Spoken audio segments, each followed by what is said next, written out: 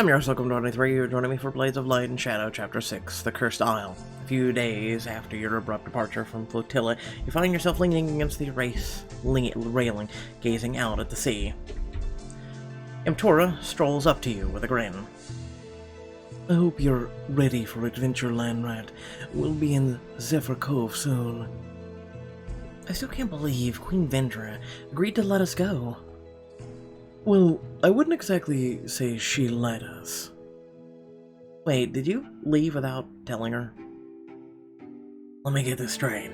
The big scary pirate had to sneak out of her own city to avoid Mother Dearest.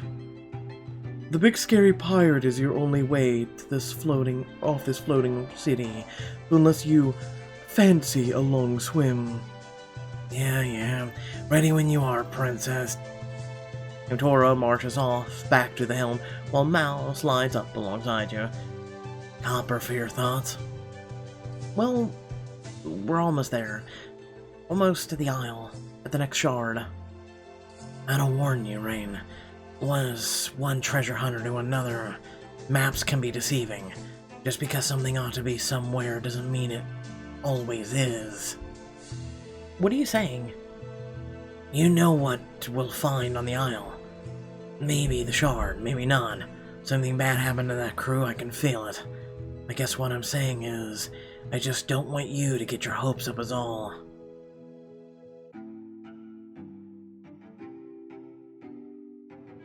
I'm sure we'll find the shard.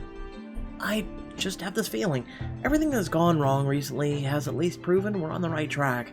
Plus, with everything the Shadow Court's put us through, we're due to catch a break. We'll find the shard there, I'm sure of it. Mal will pat you on the shoulder. And I hope you're right, kid. But even if we don't, I just want you to know what a great adventure this has been already. I'm in it for the long haul. Thanks, Mal. That means a lot to me, especially because half of the time you're saying the exact opposite.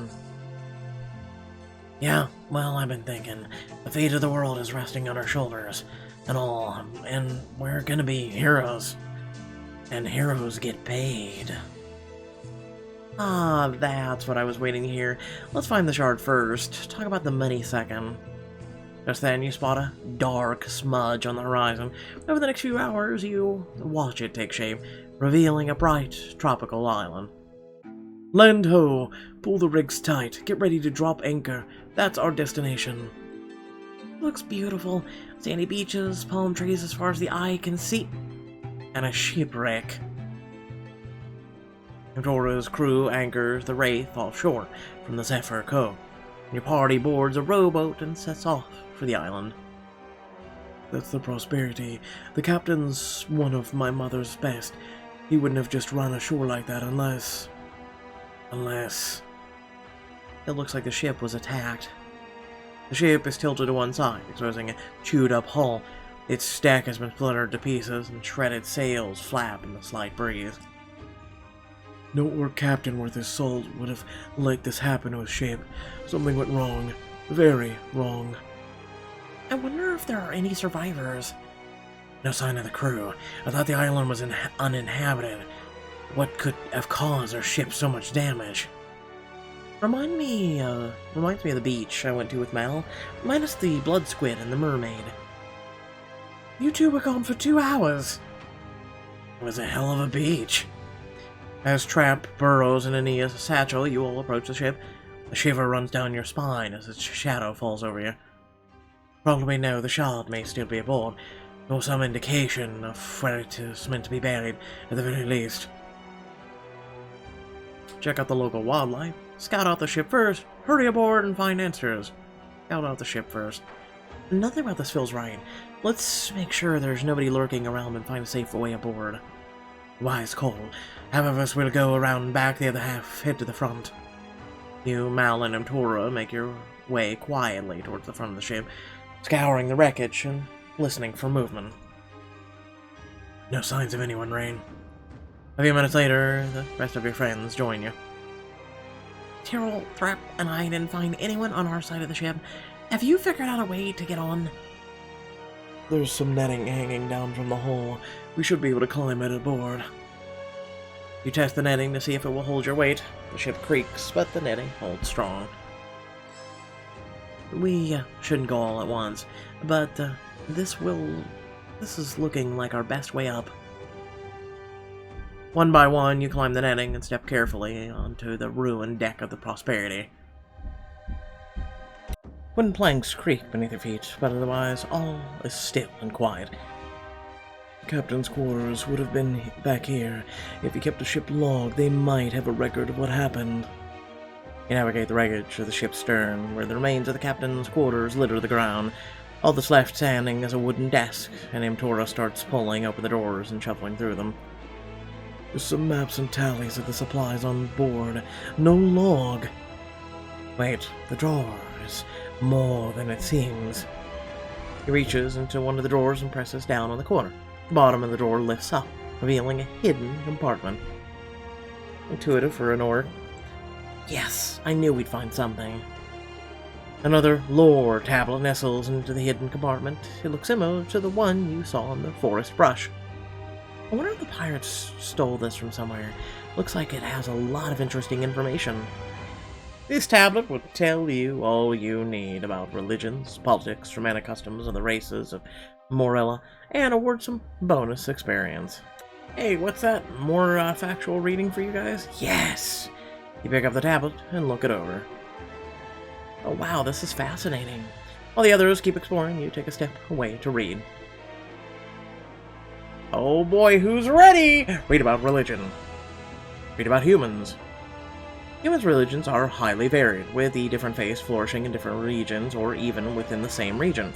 In Whitetower, the Faith of the Light flourishes, led by the High Temple. This religion celebrates the older elven pantheon, particularly those affected by the concept of the light. In the outlying regions, local faiths have taken hold. In Durnbar Forest, they worship the spirits of the trees. Along the Gold Coast, fishermen pray to the white whale. Some residents of the southern settlements even worship a spirit known as the Great Beetle. Elves. Elves maintain the worship of what is known as the Shared Pantheon, the 6 old gods and from the ancient era, and 6 new gods. Great elves who gave their lives to win the Great War and were elevated to godhood. Religion plays a significant role in the elven life. Traditionally, elves begin and end each day with a meditation known as the Erenza, 15 minutes of silent communion with the gods.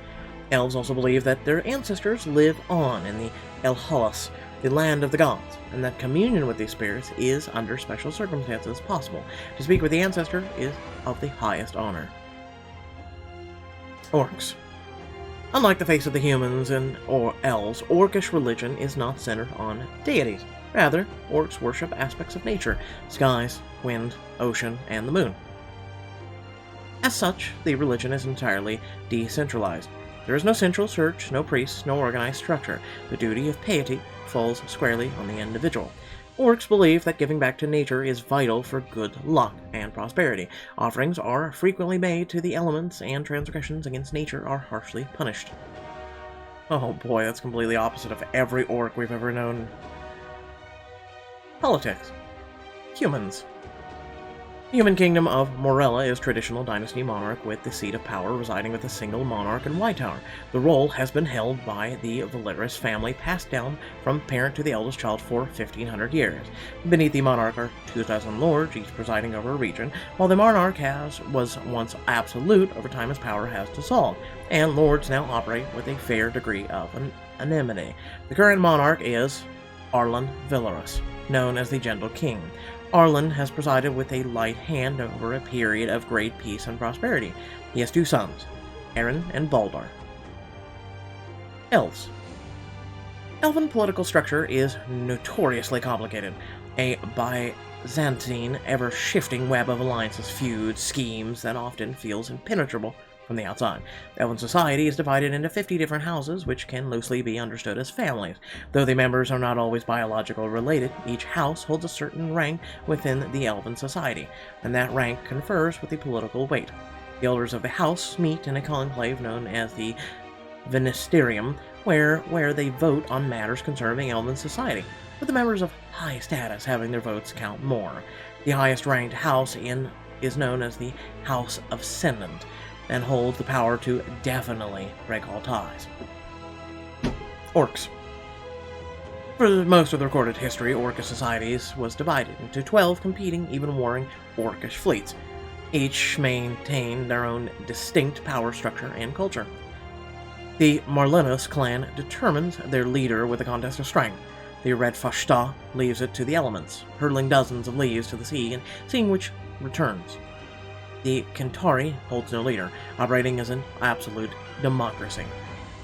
10 years ago, this all changed. Ventra Talkalin of the dominant Minervura fleet set out on a mission to unify all the clans into a single society. Impressively, she passed each fleet's leadership test, though there are whispers of cheating. Now she rules all the orcs from her throne at Flotilla. A council of 12 leaders, one from each fleet, advise her, though her power is ultimately absolute. Romantic customs. Humans. Humans have no romantic customs. Error not found. While there is a great variation among individuals, humans are generally monogamous, with the majority of families structured around the pair of two humans who either have or adopt children. Human courtship is a protracted affair, often spanning many years as humans attempt to determine if their partner is the one they want to spend their life with. This involves frequent dates, as well as very often a trial cohabitation period. The average human is married by 30. Ah, well, I'm doomed, though this varies significantly. While among the nobility, marriages are arranged for political reasons, most humans choose their own partners. The notion of true love holds great cultural importance and drives most partnerships. Also religious ties to elves. Elven cultures separate the concepts of Kilvali, emotional compatibility, and Dinvali, sexual attraction, into distinct entities. The two are considered unrelated, derived from different parts of themselves. All marriages are political in nature, arranged by houses to advance their rank. Within a marriage, it's believed that partners must share great Kilvali and operate effectively as one soul.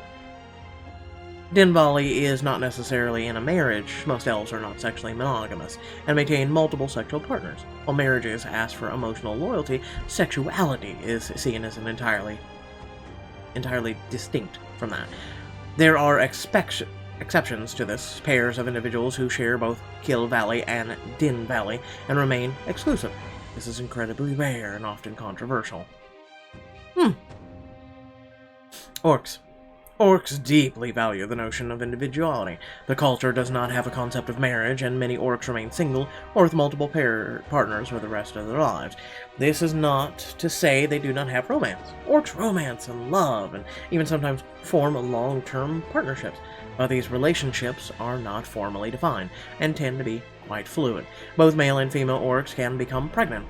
Oh boy. Each child is believed to belong solely to the parent who births them, and the majority of orcs are raised by a single parent.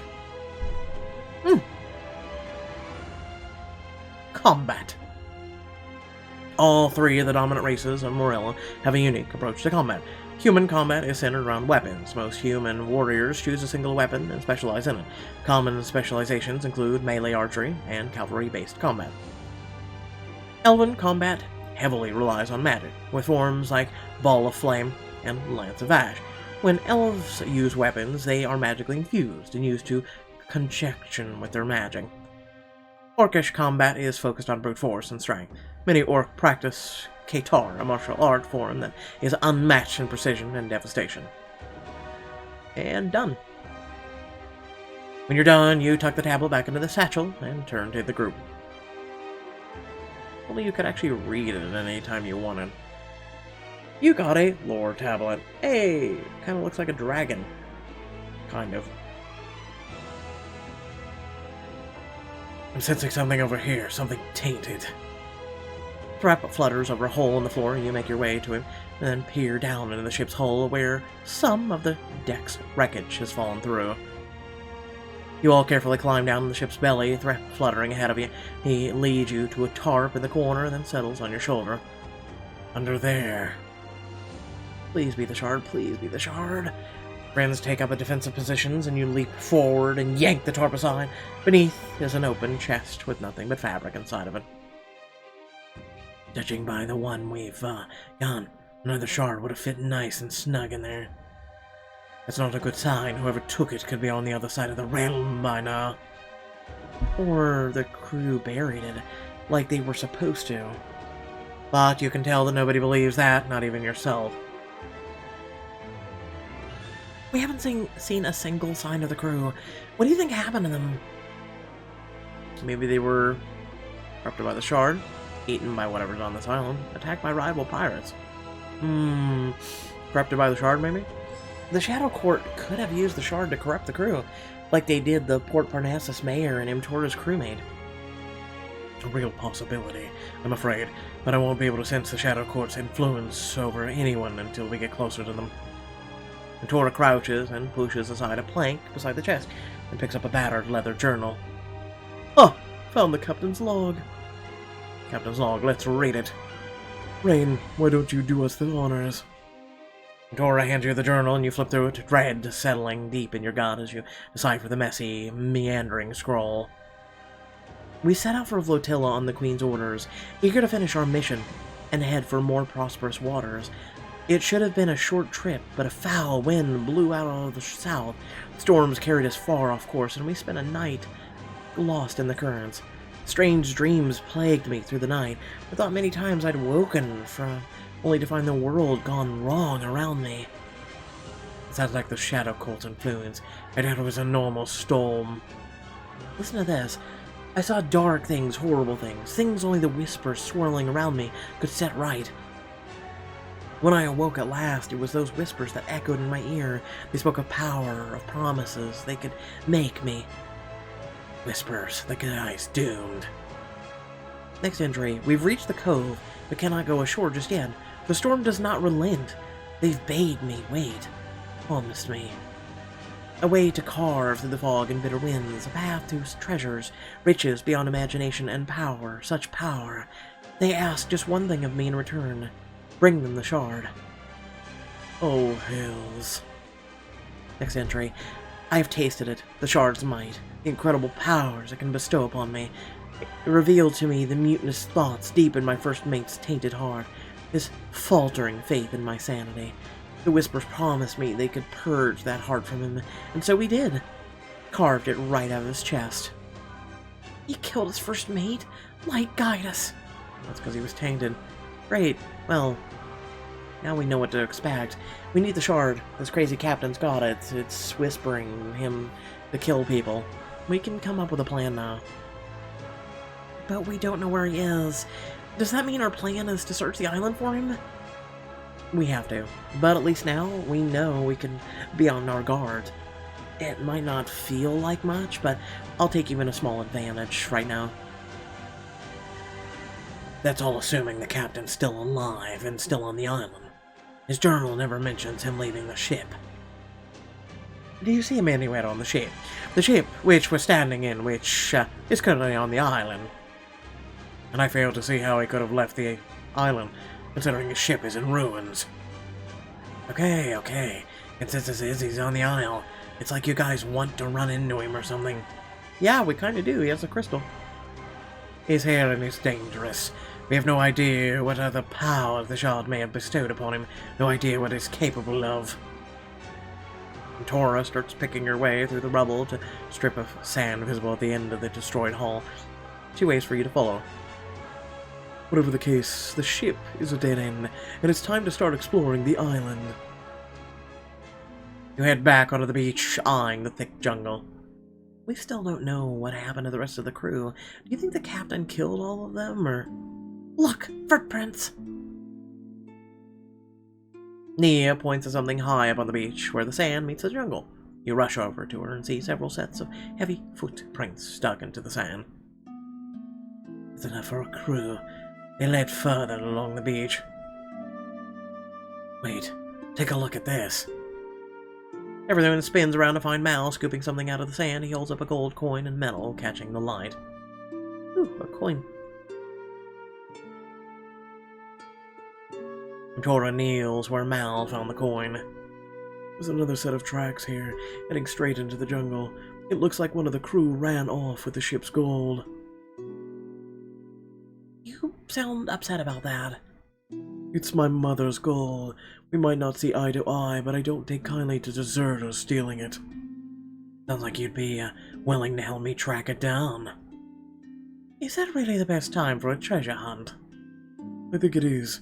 The deserter might be able to tell us what happened once the ship moored here. My thoughts exactly.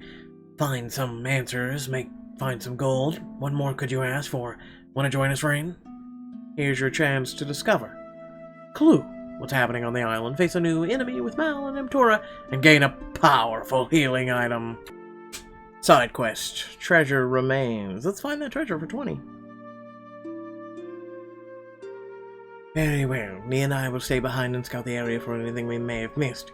But expect you within the hour. And if we don't come back, just assume we're dead. We're not gonna die. That's the spirit, kid. Now you're sounding like a true adventurer. You and Mal and Emtura follow the faded tracks away from the wreck into the jungle. After a few minutes of trekking, Emtura slows her pace. Do you hear that? Hear what? Emtura's voice drops into a low whisper. There's nothing, no birds, no movement, no nothing. So why are we whispering? Experience. Nothing is rarely nothing. Smart man. Moving cautiously now, you slip further into the jungle. Suddenly, Emtura stops and gestures for you both to freeze. What is it? Something shifting around in the trees, moving with our steps. Hunting. Well? I'm not afraid of cowards and trees. If they thought they had a chance against us, they would have attacked by now. Only if they're fools. No reason to give up an advantage in this terrain. Plus, they might have other motives, like leading them to the gold. Is that all you think about? I mean, it's what I do. You keep moving until something snaps loudly beneath your feet. You jump away from the body of an orc hidden by the underbrush, grasping a chest in its skeletal arms. Ah, our orc body, and I stepped on it. Well, that answers whose trail we were following. Mal approaches the body, blade drawn. Carefully he lifts the lid of the chest. Interesting. It was killed, but the gold's still here. Now that I don't trust. Dora approaches and examines the orc's body. It was killed by bites, not by blade. Bites? But he's not eaten. What kind of beast hunts someone but doesn't feed? Branches crack behind you as you roll around as Emtura readies an axe. Only something like that. Oh, hey, it's one of you. What in the 6 hells is that? Hey, there's 6 hells now? Based on it, it's a pile of angry bones. Probably necromancy. Monster charges you, jaws open wide, giving you a split second to react. Dive out of the way, clobber with a branch, kick mud in its eye. Dive out of the way. You leap aside in the nick of time, revealing Emtura waiting behind you. Bet you didn't see this coming. Dog breath. She slams her foot forward, catching the beast under the jaw. Sending it flying, it crashes into a tree with a whimper. Don't celebrate just yet, folks. The puppy still wants to play. Monster shakes itself off, then faces you once again, a low snarl rumbling in its throat. It lunges at you, throwing its body through the air with a reckless abandon. It knocks you on the ground as it gnashes its teeth inches from your face. Get off! Die, you mangy mongrel. Dora lobs her axe at the monster, but they lodge themselves in the branches, growing out of its back. It jumps off of you to swipe at Emtura, who barely avoids it. Mal tries to stab it, but his blade is ripped from his hands as it gets caught in the monster's rib cage. We need to crush its bones. Find something heavy and hurry. You climb to your feet and look around for something heavy. Okay, a rock. You run up behind the creature, smash the boulder down on its head, which explodes the bones. Body collapses, writhing and twitching on the ground. Die, you damn thing. Dora picks up the beast by its ribcage, hurls it into the nearest tree. It shatters into 1,000 tiny bone fragments, leaving behind nothing but dust. The three of you collapse to the ground, panting. Gods, what was that some sort of island guardian or something? Doubt it. Most undead are barely sentient enough to guard a single room. I saw something like that in a ruin once. It attacked whatever made the loudest noise. We threw a pebble into a spiked pit trap and triggered earlier, and the dumb beast ran right in. Good times. If there's more of those beasts out there, we've got to get back and warn the others. I agree, just gotta... Al struggles to lift the heavy chest. Bring this back. This payday was worth the effort. Like hell, we returned the offering to the sea in honor of the crew who couldn't finish their journey. You're joking. Do I look like I'm joking? On journeys of importance, crews pay a tithe to the seas. That gold was meant to be an offering for safe travels. Well, they didn't have safe travels, though. They were just gonna toss a chest of gold into the ocean? I could never do that. That's the point. You're supposed to give something you value. It's an offering if you don't care. Or it's not an offering. Clear your throat, interrupting their bickering. I think we should do as Imtora says. These sailors paid the ultimate price because of the shard's evil. It's the least we can do to honor their memory. But if you toss it in the ocean, some grobtars are just gonna use it for decoration. It's a waste! Tora hefts the chest into her arms and sets a course back to the beach. If that's what the sea wills, then that's what will be. Agreed. You approach the shore and Imtora wades into the water, opening the chest and letting the gold be carried away by the current. You swear you can feel a slight chill run through you like a gentle breeze, and then something shiny washes up on the shore. Oh, what's that? You kneel down and pick it up. Some kind of scale. I'll take it. Well, look at that. That's a green drake serpent scale. The ocean is blessing us already. Blessing us with a scale? Amazing. Magnificent. Truly, we are all kings.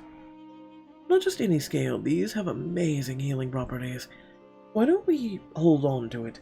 You never know when you need a wound healed. Especially when you travel the way we do. Dora tucks the scale into your bag. Thanks, Dora, and thanks, See? Is that right? Good enough. You return to the shipwreck to find Tyrrell and Nia waiting. No luck on your little adventure? We found the gold. We did what the crew should have done. It's been given to the sea. We found something else too, a dead orc and the necromantic creature that killed it. Necromancy? You fill Nia and Tyrrell in on the monster you fought in the jungle. Thrap crawls out of the Nia satchel, wings drooping. Goes without saying that necromancy is shadow magic. Truly dark stuff.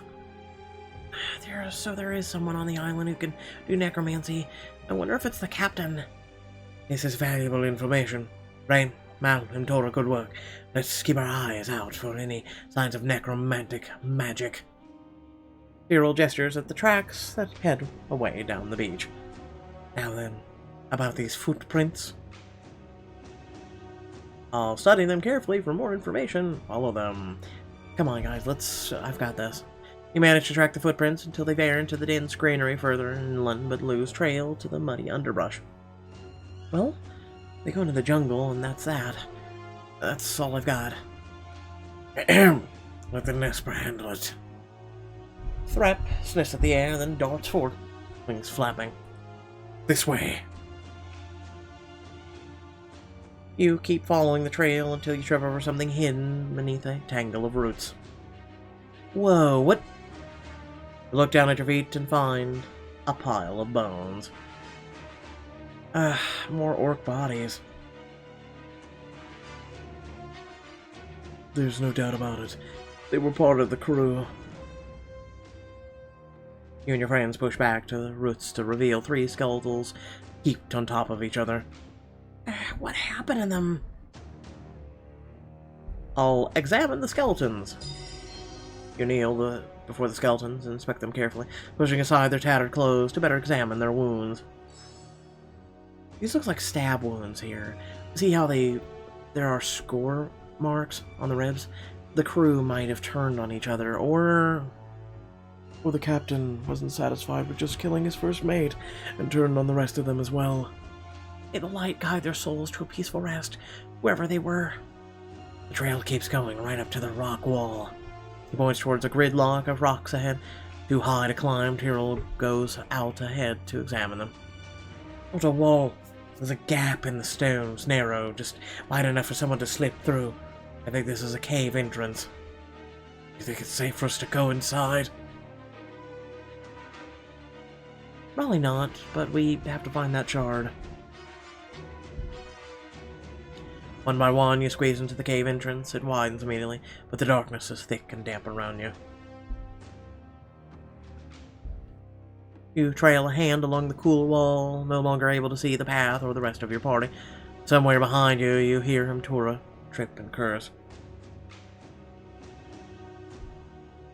Anyone else thinking maybe this was a bad idea after all? Luckily, I came prepared. Mal strikes a match and lights a torch from his pack. See? Much better. The torchlight reveals a wide chamber all around you, and a gruesome, toothy grin of a reanimated skeleton. The orc captain, maybe? Delta lunges out of the shadows, brandishing a rusted sword at you. Its armor drags against its bones, shielding most of its frail body. Dodge out of the path, shoot for the gapes in its armor. You throw yourself into a diving roll, dodging the skeleton. It smashes into the jagged cave wall, its bones rattling and crackling in its armor.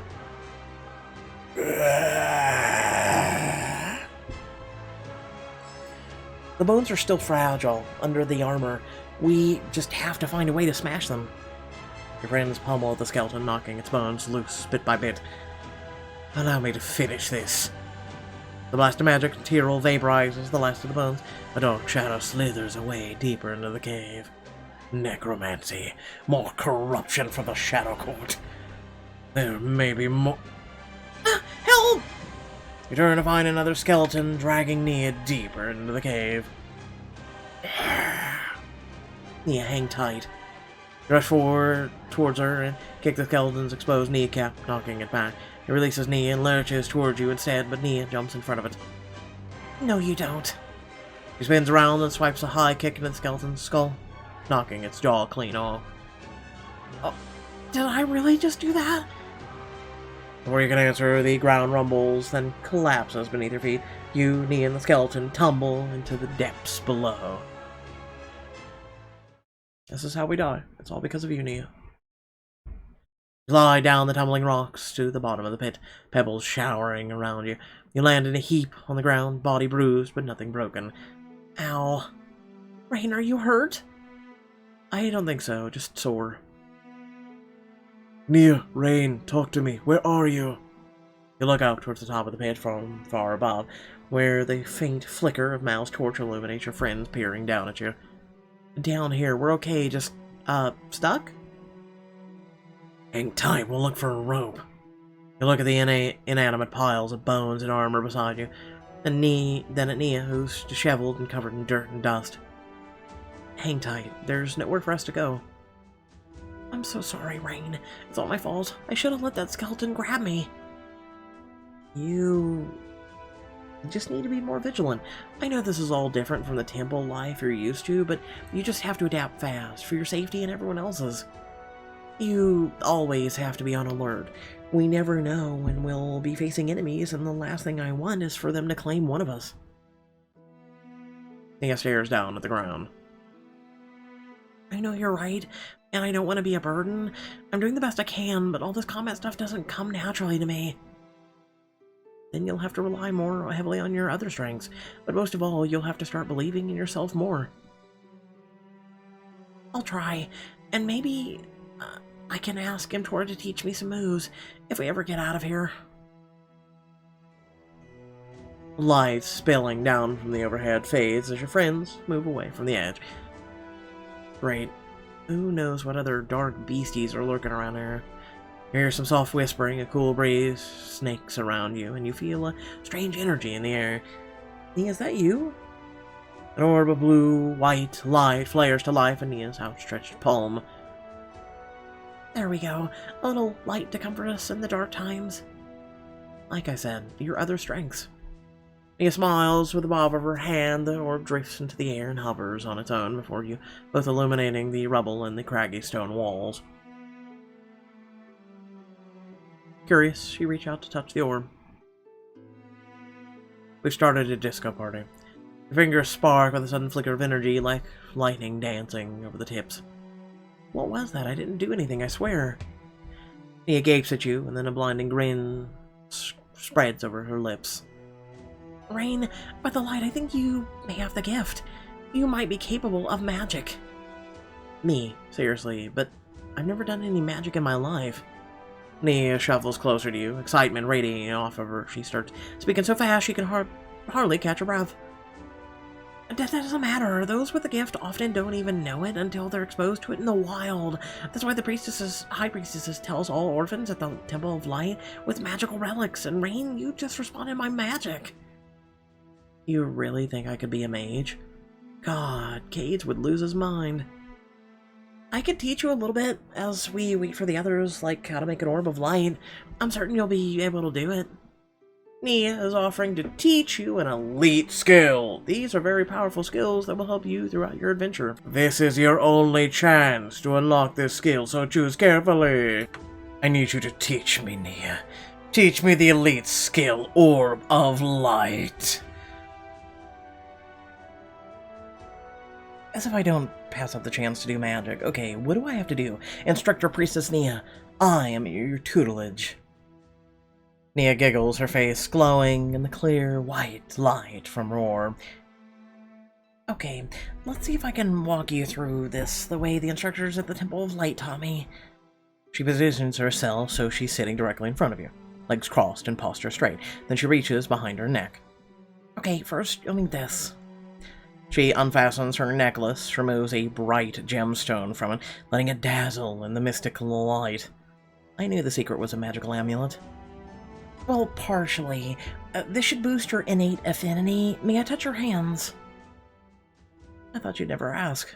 Her face turns a deep crimson as she flushes. I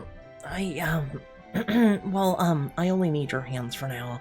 So I mean, that's not that I... You let out a fond chuckle, and she looks quickly away, trying and failing to bite back a smile of her own. Let's just, start with this for now. Still blushing, she brings her palms together in front of you with the gemstone pressed between them, cupping her own hands around yours. Her touch is gentle and steady. This close to her, you catch a faint scent of lilacs. Before you can cast the Orb of Light, you need to prepare yourself mentally. I like to think of someplace calming, somewhere I feel comfortable. Do you have a place you can visualize?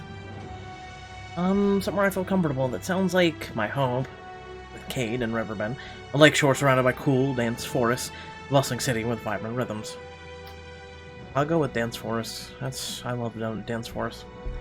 I want to feel like I'm on the brink of a big adventure. There's nature all around me, ready to be explored. That's great. Close your eyes and tell me what you explore first. Well, there's a peaceful lake spread out before me, with lotuses floating on the water and insects buzzing in the flowers. I could use a rowboat to cross. Or I could turn around and explore the forest instead. The trees grow tall and cast a cool shade.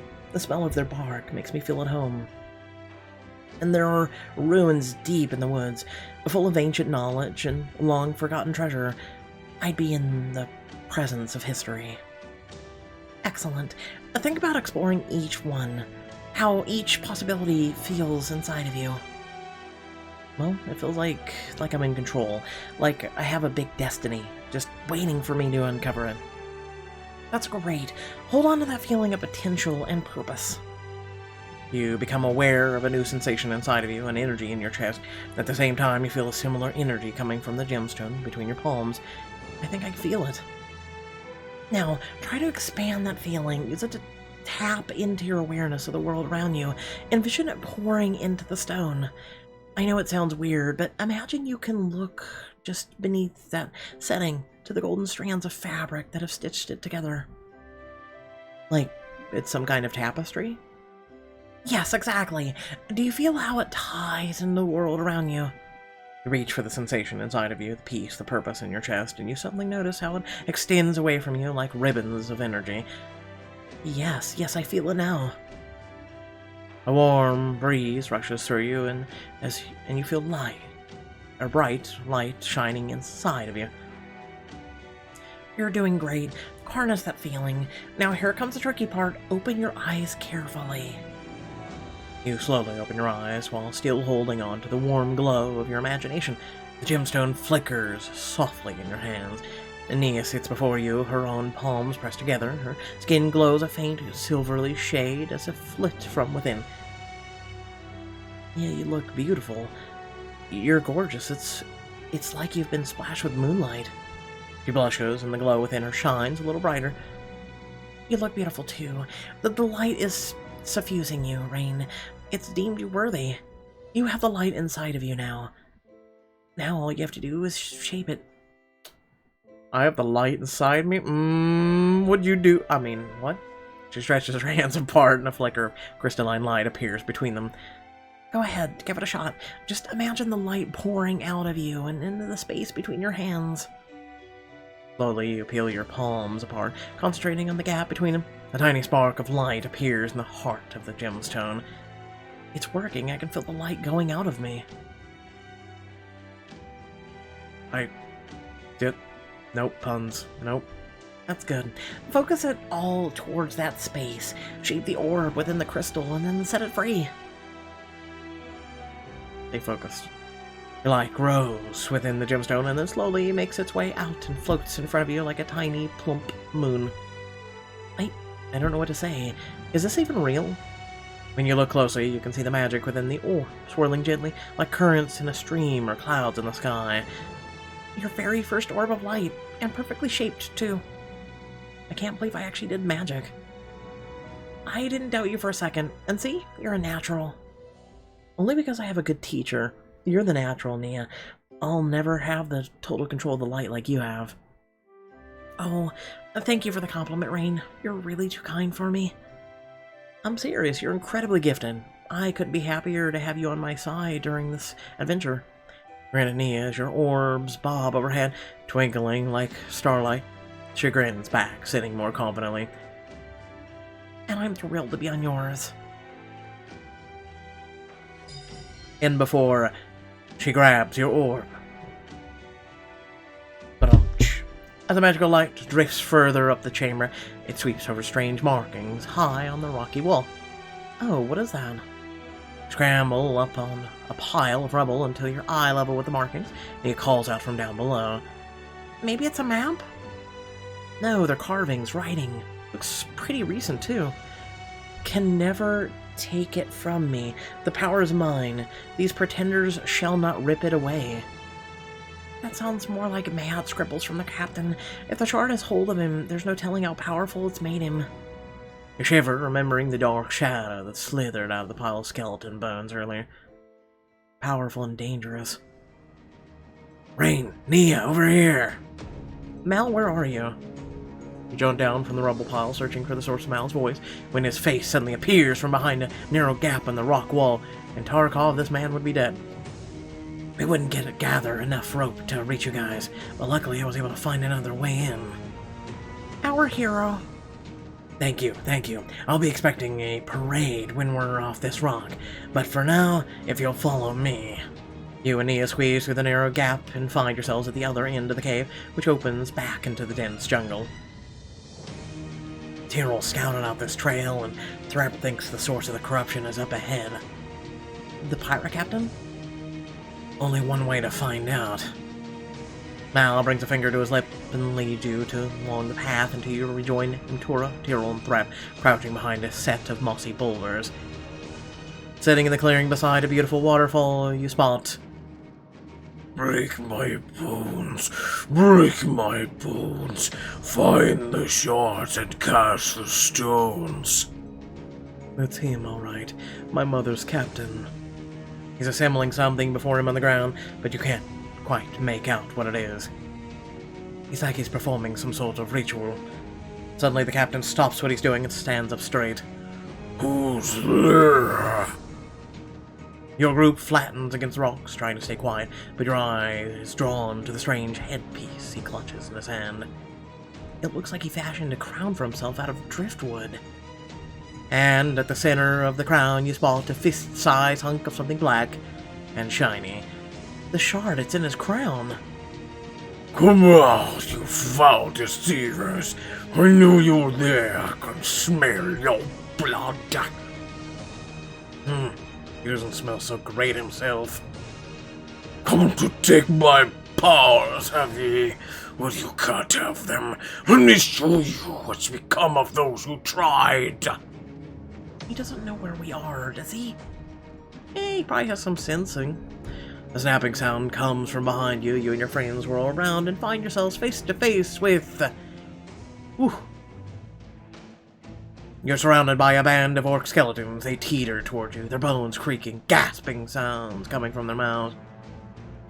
We've dealt with these guys before. We can do it again. Remember, crush their bones. As your friends leap in action, one of the skeletons charges right at you, swinging its rusted axe at your throat. Block it. Grab it with the Gauntlet of Pain.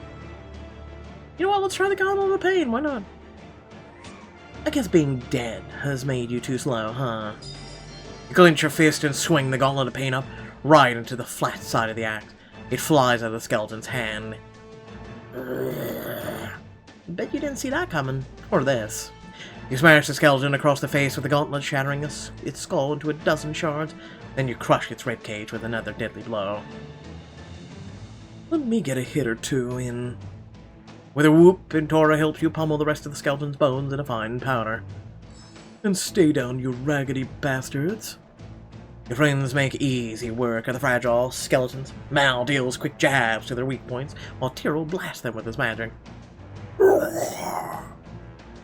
And don't you ever bother my friends again. Nia stomps down on the skull, rolling her way, destroying the last skeletal piece. Take that, you denizens of shadow. You're not much for a priestess of the light. You hear a booming laugh, and you turn to see the pirate captain walking your way. Do not be too confident. It really tasted the true power of the shadow when I fought these soldiers. Take a step backward, but your foot lands on thin air and you start to fall. What? Kit, watch your step. Mal catches you before you can fall into the lake. You and your friends stand with your backs to the water as the captain approaches. Stop this madness. Resist the power of the shard before it's too late for you. You speak from a place of ignorance, but the Shadow Court has taught me well. They showed me wondrous things. Things like this! He places the crown on his head and a wave of corrupted energy blows through the clearing. The pirate captain's eyes burn with evil. And he's gone. The bar! The bar! Alright, this is gonna get ugly. We have to defeat him and get that shard. Get the shard. Never it's mine. Shadows pour down from the shard, flooding around his body. It breaks into a sprint, staff raised, ready to swing it like a club. Jump in front of him, tell everyone to get out of his way. Everybody move. You and your friends dive out of the way. The captain's momentum is too much for him, and he falls right into the lake. Nice one, land rat. And take this, you traitorous scum. It's not really his fault. And Tora launches a hand axe at the captain, and it lodges itself in his shoulder. This is far from over. Shadows around him roil and lift him out of the lake. He lands on the bank, water streaming off of him.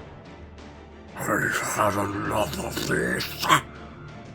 He shoots out of his hands and tendrils of shadow lash towards you, binding around your wrists.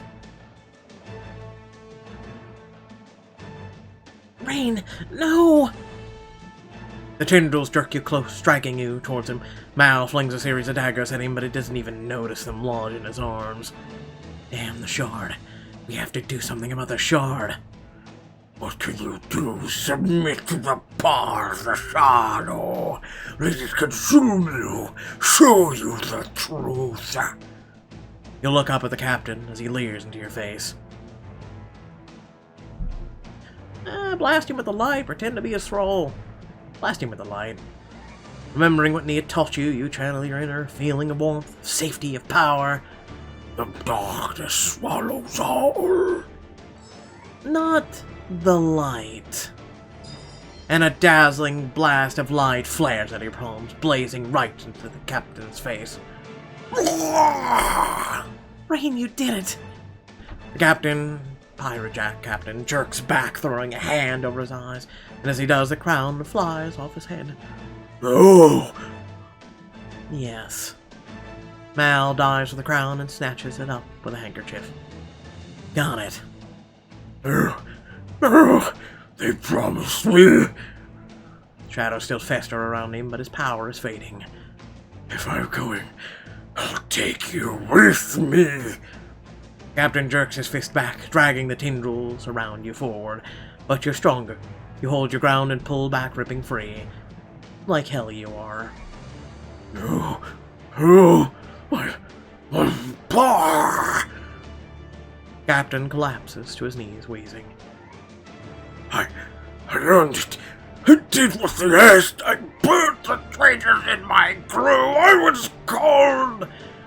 What's calling, mate? 'Tis your eternal damned slumber. Dora's hand axe flashes through the air, and she cleaves the captain's head off his shoulders. His body collapses before you, and she spits on his corpse. Bastard. Dora, he could have been saved. It really wasn't him. He'd been corrupted by the Shadow Court. Nia, you could have cleansed him, right? Nia shakes her head, sadly. He was already lost. The shard had taken him over completely. At least now his misery has ended. Good riddance. And now we've got this. Mal unrolls a handkerchief, delicately showing you. You sag as relief floods through you. We're one step closer to rescuing Cade. I told you the light would guide us. We'll save him still. But there's a long way to go yet. We've collected 2 shards, but that still leaves 2 more to find. So where to next? Say the word and we'll set a course. You turn towards him, Tora. Are you sure you don't want to drop us back off at Flotilla and help us arrange passage from there? You could just sail off wherever you please. If you keep helping us, you're essentially lending us your ship. You won't have freedom you dream of. I'm gonna stop you right there, Landrat. I signed up for this, and I've got no intentions of bailing on you. This adventure is freedom to me. Besides, those bastards of the Shadow Court corrupted one of my clan, and I can serve the United Clans far better by stopping this threat. Raining, she steps forward, clasping your shoulder. So, I'll say it again. Where are we headed next? Didn't old Vash say something about another Shadow Shard being in... Hero clears his throat and turns away from the room, a grave expression on his face. The next shot is in Undermount, my home. The next shard is in the elven capital of Undermount, but strange and terrible dangers lie on the way.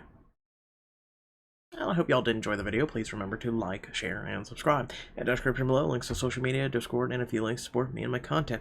Very much appreciated if you do so. Also, consider hitting that join button on YouTube. It's a great way of joining Locums Locos and being part of the community. It's also a great way of showing your support if you do enjoy my work. You know, it's a great way of helping me and my family survive, and long story short, it is a way of helping me pay for my medical bills.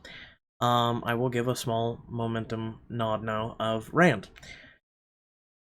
Long story short, went to the doctor the other day. If you're part of our Discord, you already know the situation. If you're not, And long story short, I have 2 tests that my insurance will not currently cover. They are expensive tests that will cost about $6,000 for both tests that my insurance refuses to cover. Basically, they said that, long story short, my medical condition, I've been saying it for a while, and I continue to say it even when I argue with the insurance company on the phone, and they've pretty much wrote me off. I'm a dead man walking. Let's put it that way. What's the point of ensuring this guy gets quality of life or quality of death and some semblance of being comfortable during his last months, days, weeks, or years? It really is a shit situation, and right now my doctors suspect that I have a very menacing underlying condition, which is ravaging my body. Currently, my SED rate, if you could look that up online, is about 9 times the normal rate of a SED rate. Clearly, my body is trying to fight something off that is not my lung issue. So there is something going on in my body that people are trying to track down, and part of it is to, make sure that there's not something in my inner workings, like your plumbing, but not literally my, your poo-poo plumbing, and whatnot. So if you're able to support the channel by any monetary means whatsoever, it was greatly appreciated, because right now that goes towards survival, medical, and whatnot. If you're not able to, please share the channel. Share, to your friends, your family, share wherever you frequent, whether it be Reddit, Facebook, Twitter, just your friends and family or whatnot. Just encourage people to join the community. We do a lot of work here, whether it be reviews, whether it be, tastings, whether it be, just commentary things. And we also try and do other gameplays besides visual novels and the whole 9 yards. I say all this in case people are not paying attention. There's now going on 12,000 of you. I see a lot of you don't notice or maybe care for some of the games that I play. I've played within the last year over 50 games. I put in a lot of work, and I do, especially things like this, that a lot of content creators do not do. I do something that no other content creator on this platform does currently, is one, voice acting. Especially for visual novels. Doing the best I can. I've never been professionally trained, never sought anything out, because that takes time and money. But at least I've worked on my craft, and if you go back, and the videos are up on the channel, if you go back to when I first started versus now, it has literally been like going from Patrick Stewart's first performance to Patrick Stewart now. It's a world of difference. And so in the couple of years that we've been doing this, my equipment, my skills, everything has drastically improved. And it's not for myself, it's for entertainment purposes. It's for you guys to enjoy. And then, let's just say you're here for me, and there's a few people who have said that they have come to know me, and they are here for getting to know me and a friend, or, I've become a friend to them and supporting them through some of their issues. It's just I would love to get to know more people, and I would get to know my fan base. That's one of the reasons why we have Discord, we have Twitch where we stream, and getting to know some of these things, and getting to know you. It's wonderful to hear about your friends, your family, your current situations. Like, it's nice to actually develop friendships and bonds with some of you, and I would like to do that with more. I would like to get to know each and every single one of you by name, and getting to know whatever you'd like to share with me. That would be fantastic. This is more to me than just a little job or trying to get a paycheck. This is a family. This is my legacy. So when I do pass, which I will, this will forever be here for people. People will always have a piece of me, to always come back to. Always be entertained by, to always cheer up their day, to always learn life lessons that I've gone through or trying to give people. So, I'm feeling a little under the weather. I'm going to try and get High School Story done as soon as possible, and then stream this evening, so keep that in mind. I'll try and get it up as soon as possible. I would have got this up a little sooner, but I just was not feeling the best in the world. Kind of just took a little break, and then continued recording, and then put this together. So, just not feeling the best in the world, and yeah, there's some other stuff, but we'll talk about that some other time. Thanks for watching. Thanks for listening. If you're at the end of this video, awesome. Thank you for staying through my small little tangent of a rant, which not really, but, that's what people call it, or at least I do. And I'll catch you all next time. Peace.